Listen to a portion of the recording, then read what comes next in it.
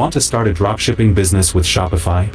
Apps like Oberlo or Tsers are the engine that makes it all work. I'll show you how to use them. Welcome back to Guide with Samuel. Dropshipping apps connect your store to suppliers, letting you import products and automate orders. First, install your chosen app from the Shopify App Store. You'll then connect it to a supplier marketplace, like AliExpress. You can browse for products and import them directly to your Shopify store with a single click.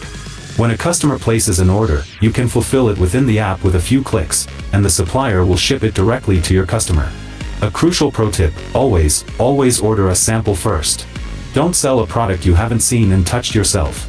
You need to check the quality, shipping time, and packaging to ensure it meets your brand standards.